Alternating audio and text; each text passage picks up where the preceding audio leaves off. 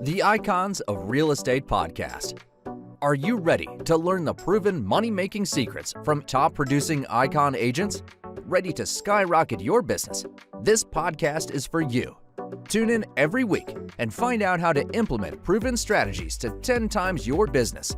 From $3 million to $30 million in just 12 months. Brought to you by the Masters in Real Estate Marketing, Arter SEO.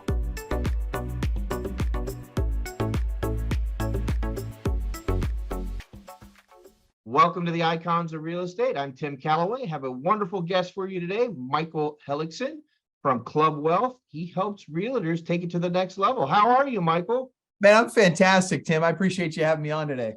Yeah, I'm really excited. I mean, if my listeners, if there's a podcast they must listen to this week, I think this is it, because it's definitely going to, as I said, help them take it to the next level, and something all realtors need. I mean, as we know, realtors can struggle, right? They can struggle. They can, but that's a choice. That's a choice, right? It's taking action. And I think you've got an action plan everybody would like to hear. Before we hear that though, Michael, tell me, how did you get started with Club Wealth, and what was the catalyst for all this? Well, it started as a real estate agent, right? Which then you got to go back to the even beginnings of that, as a 12-year-old kid, when I realized that my parents couldn't afford all the stuff I wanted to do, and I wanted to make sure I wasn't broke the rest of my life and I'd have options. So I went into real estate. And so as I went into real estate and figured out that, man, having a real estate license is like having a license to print cash. I decided, well, I'm going to print a lot of that cash. And I grew and if I started when I was in high school. By 2007, I had actually built the #1 team on planet Earth, frankly. We were literally listing and selling. We were closing 120 to 180 transactions every single month. And we're carrying about 750 listings at any given time. And I was doing that with just 16 agents. And so, it's pretty crazy numbers. But what happened was that I had all these people from around the country, and I was helping my buddies out, and, they'd ask questions and we'd be in masterminds together and all this kind of stuff. But it got to the point where I just couldn't handle it, running my business and trying to answer everybody's questions all at the same time. And I was trying, I didn't want to be rude, but at the same time, I needed a more organized structure for, how am I going to do this?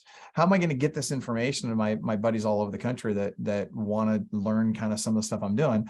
And so, Club Wealth became our vehicle for doing that.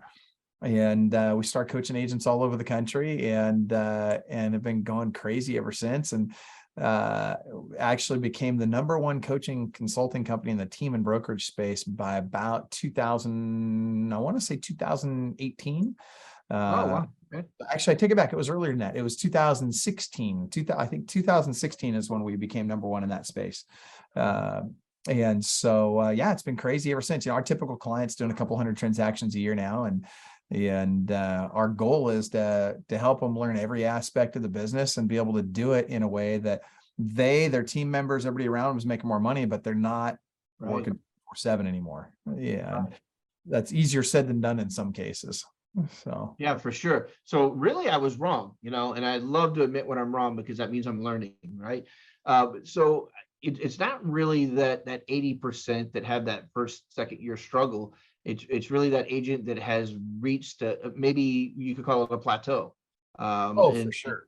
For sure. Okay. So go ahead. Well, I was going to say, to your point, I'm glad you brought the plateaus up, because, I've coached with a lot of great coaches over the years, right? And my first coach probably, 30 some odd years ago, it's been almost 32 years now, was Mike Ferry.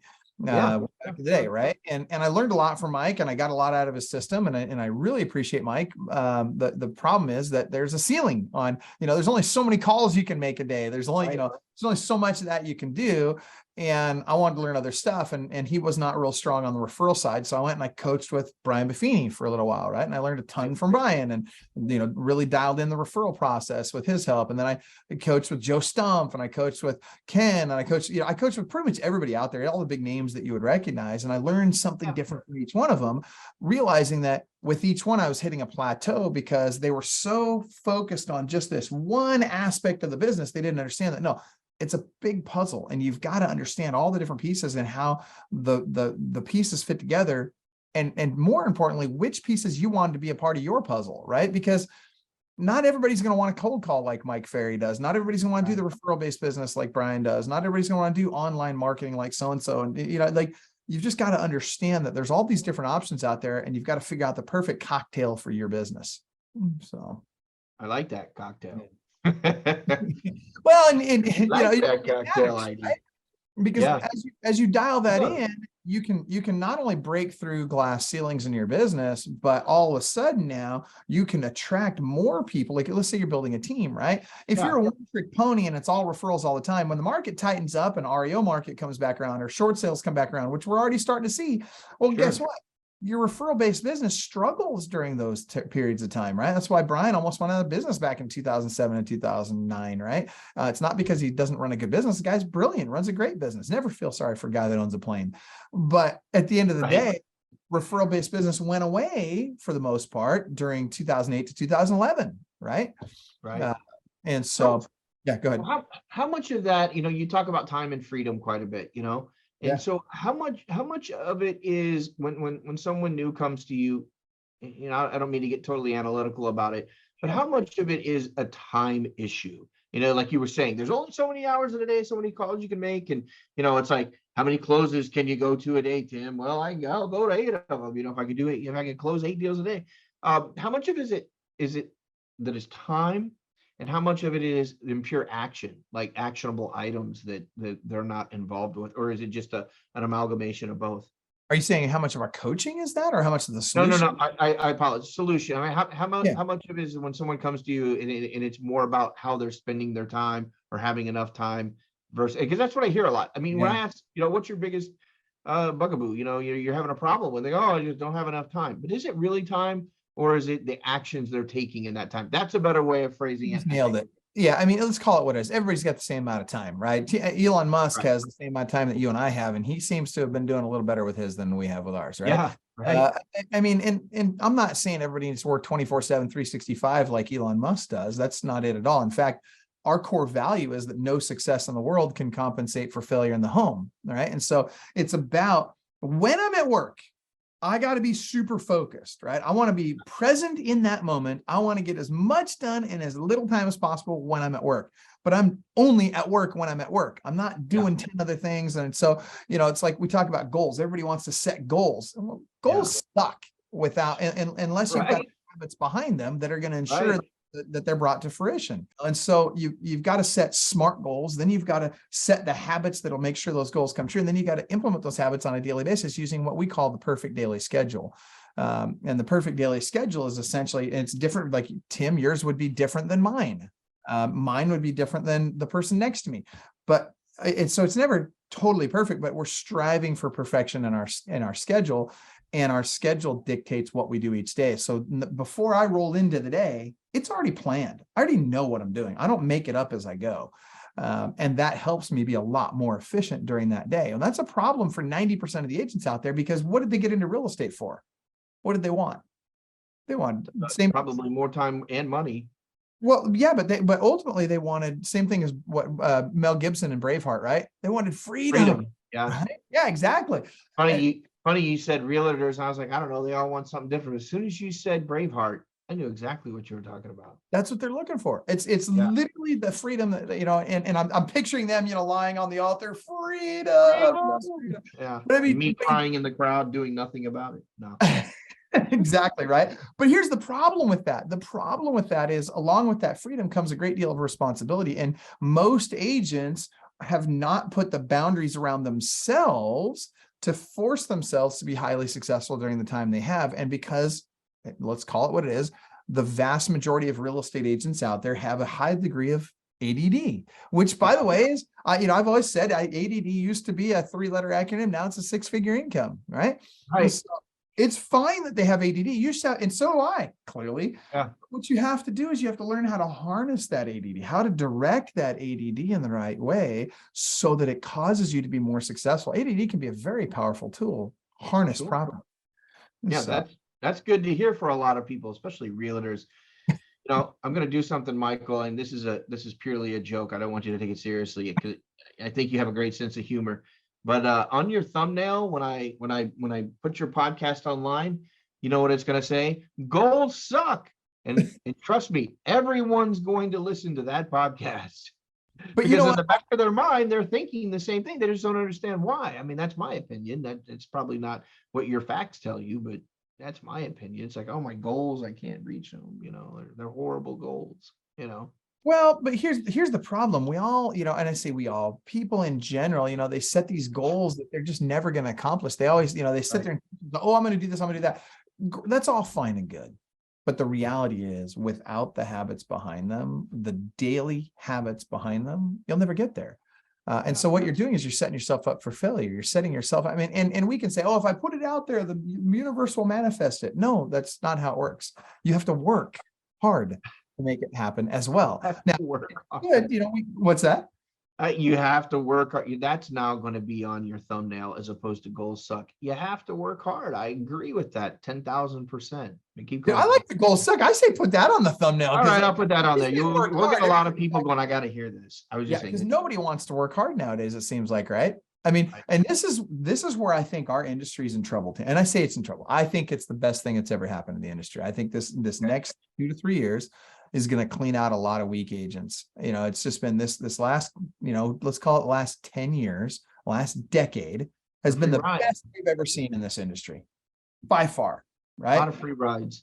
Yeah, really true. People have been order takers. You could suck at this and have made a pretty good income in the last decade, but that's changing fast.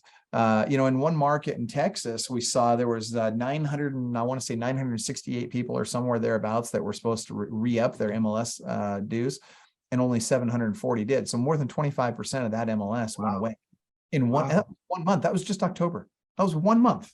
That's insane. Yeah, because the going got a little tough, right?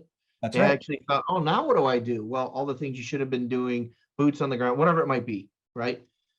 Well, you got to look at, you know, how does a brand new agent, I'll give you an example. I've got a brand new agent that just literally in his first 11 months listed 91 homes. Now, why is he at 20 years old, by the way? He's a kid, right? Looks and sounds like he's in puberty. Why is he able to have that level of success when agents who have been around for, you know, 20 years are not having that level of success? You know, why is it when a single mom that's homeless is able to get into the real estate business and in 4 years grow to where she's consistently doing over 250 transactions a year when others are struggling? And I'm telling you, within both cases, it's coming down to daily habits. Yeah, that's an allegory for life probably as well, you know. Yeah. So let's talk about something that I did my due diligence on you guys. I went through some things and I go, man, these guys are saying a lot of the things that I've always felt and or said to folks, especially in the 255 of these podcasts that I've had. And is that you have to treat your business as a business, as you are an entrepreneur. And you actually talk about that in the profitability section about how you're the CEO. Can you expound on that a little bit, Michael? Well, watch this. How many people that are listening to this right now have a profit and loss? Right. And I'm telling you, probably a good chunk of them are saying to themselves, oh my gosh, he's talking to me because I don't have a profit and loss right now. And yet it's so easy. I mean, think about this. If you have employees, right? If you have anybody that you're paying on a W-2, you should be using QuickBooks. I mean, that's the gold standard. That's what everybody uses. And it's very affordable. It's not that expensive. Use the online version of QuickBooks. Now, if you do not have employees, if you're a solo agent and you're not, paying anybody on a W-2, then you can use QuickBooks Self-Employed. So you go to qbspecial.com and literally for, I think it's like $5 a month, you can use this app and it connects up with your credit card. It connects up with your bank statements. And literally you swipe left if it's a business expense, you swipe right if it's a personal expense, and you have an accurate P&L all the time. It's like Tinder for money, man. It's great. It's awesome. It's Tinder for money. Yeah, I like that. I wouldn't know anything about Tinder though. I've been married 32 years, Michael, so don't worry about it. I'll be honest with you. I've never been on it either, but I've never been on it. It's very popular. I have 4 sons though, from 22 to 29, and I'm pretty confident at some point there might have been some Tinder usage. I don't know. They don't tell me anything anymore. But as a good example of that, Tim, think about how many people have used Tinder and how many fewer have used QuickBooks Self-Employed. And wouldn't it be great if it was the other way around? Yeah, that's insane. it might go to show where we are as a species and our priorities. Right. That's exactly what I'm Right? saying. I'm going to put that on your thumb. You should split test some different thumbnails. Yeah, I'm going to A/B test that and just see what happens, you know. It So just, when it comes go to ahead. being profitable in your business, back to your original question, it's, when it comes to being profitable in your business, you don't even need to understand fully how to review your P&L. It's not that important. What's important is that you have one and that you look at it once a month. Even if you don't really fully understand what you're looking at, it'll start getting you in tune with, where am I spending my money? And by simply being more aware of where you're spending your money, you'll naturally spend less. And you'll find places that you can save a little bit here and there. Before you know it, you've saved 10%. Now, what if you took that 10% and you invested it either in your business, maybe yourself, or in just real estate in general? Maybe you went and bought some investment properties with it. How different would your life be a decade from now if you just did that? It's amazing how quickly that can grow. The problem is that people are so focused on, I want to be number one, or I want to, I'm going to take that money and I'm going to go buy a new car, or I'm going to go spend it on things that don't grow me, don't grow my business, don't grow my investments. Guess what? We throw that money away and we don't grow. And we wonder why. We wonder why 2 years from now, we're in the same place that we were 2 years ago. Are you telling me that if I go out and buy a new Tesla and drive around West Palm Beach here, everybody's not going to throw themselves at me and tell me, please list their home? That doesn't work. That's what everybody tells me. No, I'm kidding. So I'll give you 2 great points on that one. Number one, and this will be very unpopular. Your listeners are going to hate me as soon as I say this. Watch this. If you can't pay cash for it, you shouldn't be driving it. Yeah. End of story. That kid that I told you about, that 20-year-old kid that listed 91 homes in his first 11 months, guess what? He drives a 2014 FJ Cruiser. When I was the #1 listing agent on planet Earth, I was listing 50 to 75 homes a month myself, not counting my team, not counting REO or short sales, right? I'm just talking about straight up retail. Straight up listing. Yeah. And I was driving a 1998 Toyota 4Runner with almost 300,000 miles on it. I mean, awesome. It's not about your car. People use that as an excuse because they want to spend money on a fancy car. It's not about your car. Okay. That's not what people care about. Is what can you do for me? It is not about your car so much. I mean, you've been around a long time, You deal with this on a daily basis. I deal with it. I live in West Palm Beach, right? I'm down the street from Tony Robbins, I mean, I just, doesn't matter who you talk to, right? And every realtor, the first thing they do is go out and don't even lease, right? The most expensive car, $1,000 a month on their car expense, and then video it and put it on their website. And I'm what? I'm not even picking on people who do it. I'm just saying, I don't think anybody ever in the history of time said, man, look at this guy driving this, Maserati. He must really understand homes. Well, and that's the thing, is a lot of people, you're going to turn off as many people as you're going to be with that. You'll never alienate anybody being yourself. I always believe, or being a good person. I mean, I'm jumping on another tangent. It's your show, not mine. Well, Tim, let's talk about that for a second, though, because I'll tell you another one that's kind of along those same lines that actually blows me away, that agents are still holding so tight to their old beliefs. But how about the way we dress, right? If I have to choose between driving a nice car and dressing nicely, I'm going to dress nicely. I mean, I'll give you an example. I've never had anybody say, I'm not going to list with you because you wear a tie. Right. I've never heard that. Never once has anybody refused to list with me because I was dressed too nicely. And yet I see agents all the time lose listing opportunities because they come dressed in shorts. Oh, yeah. And Florida is a great example of that. And I would hear from people in Florida, I say, oh, but Michael, around here, we wear shorts, flip-flops, and an Aloha shirt, right? Really? Like, first of all, that's not putting your best foot forward. That your attire should strengthen your message. And what you're saying is it's okay for my attire to detract from my message. And you may get some people that resonate with that, but the reality is you're going to turn some people off, and you're going to lose some $10,000, $20,000, $30,000 paycheck opportunities over you want to wear shorts. Yeah. That's very, very valid. I've been made fun of for overdressing I'm not kidding. They can make fun of you all you want. It doesn't matter. For a job over time. I'm not changing. When I started this podcast, I would wear a suit and tie. Yeah. And now I, obviously I wear buttoned up. It's my look. Sure. Yeah. But it's just funny. You're so right about that. That they'll spend $1,000 a month on that car that people are going to see for 5 seconds, right? But in the 2-hour meeting or 1-hour showing or whatever it is, they're wearing, Banana Republics and flip-flops. I've seen a lot of flip-flops. Trust me. What cracks me up is you would Crazy. never show up to a job interview like that. Why would you show up to a listing appointment like that, or Right. even a buyer appointment? I mean, it Can't just makes change the first impression, right? Well, and here's the reality, Tim, they're going to make the decision, a listing appointment in particular, they're going to make the decision on whether or not they're going to work with you in the first 30 seconds. And you have the rest of the appointment to screw it up, but you've got to nail that first 30 seconds. Because I'm telling you, if you don't get the first 30 seconds right, the answer is no. Yeah, just So, 100%. This is good stuff, man. Michael, really good stuff. So how would someone, who's listening to this, I think they're going to get excited when they see the thumbnails I put on there. Or Thomas puts on there, my producer. Everybody who listens knows who Thomas is. How would they get in touch with you? Where do they find you guys? And what's the process there?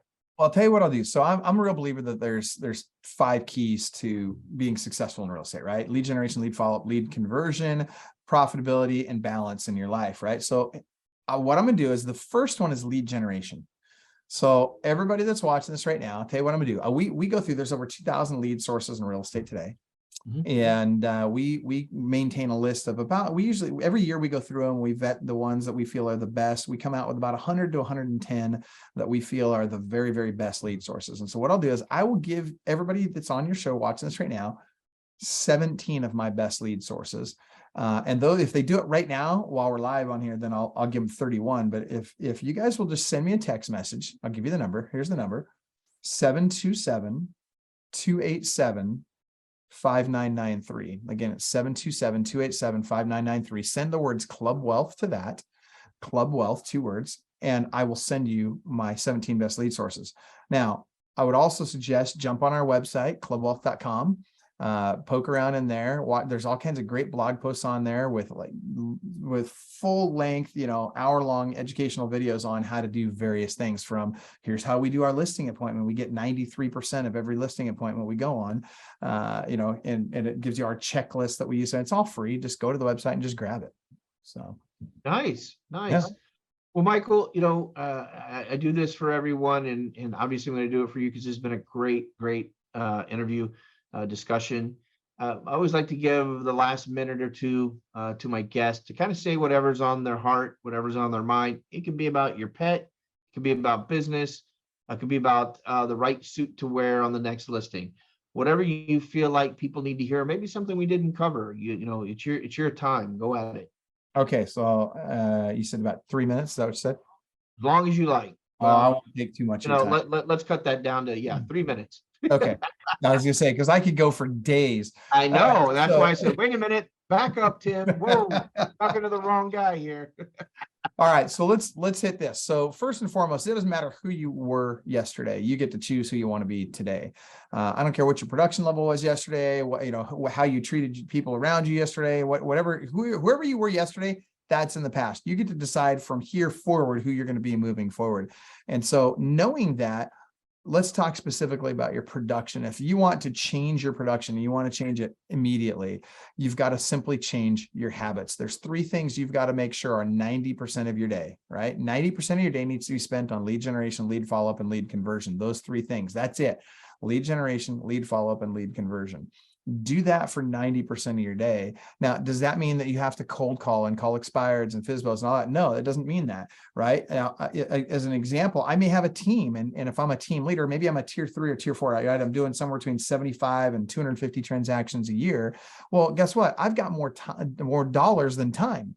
But what I need to do is I need to put those dollars to work for me appropriately so that I can leverage those into more transactions. The opposite's true if I'm in tier 1, 0 to 25 transactions a year. I've got more time than money. So I may need to do some things like cold call, open houses, FSBOs, expired, those types of things.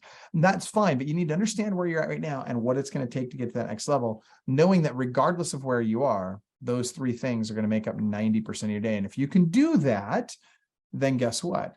you can grow your business. You will create more and more leverage as time goes on. And even if you're a member of a team, you don't have to be the team leader to get leverage, right? If I'm a member of a team, I get to use my team's administrative assistants. I get to use my team's resources. I get to use my team's lead generation. But I need to make sure that I'm taking advantage of the leverage that I have around me. And I need to identify what is that leverage and how do I maximize it. When you start doing those things and you develop the right habits, the success follows. Now, as you have greater success, I'll give you one final tip as we wrap up here. As you start to have success, you need to manage your resources, in particular your money, properly. I'm going to highly recommend the book, The Richest Man in Babylon by George Clausen. I think everybody should read that book. I think if you understand and apply the principles within that book, then as you grow your financial well-being, instead of growing your lifestyle, you'll start to grow your investments. And over time, your investment income passively will take over and become much larger than your active income. And you'll be in a position to choose whether or not you'd like to retire. So that's my parting thoughts. And I just want you guys to know, no matter where you have been, you can choose where you want to go and who you get to be today. Nice. Great sage advice, Michael. Was that free? Absolutely. Because that's awesome. No, that's awesome. Good stuff. Michael Hellickson, thank you so much for being on the program. Club Wealth, check it out. If you're at that point in your career and you want to take it to that next level, hit the site. Take advantage of Michael's offer. Michael, thanks so much for being on the program. I look forward to catching up with you over the next 3, 6, 9 months and maybe helping me take it to the next level as well. Sounds great. Looking forward to it, Tim. Have a great week, Michael. Thanks a lot. Bye-bye.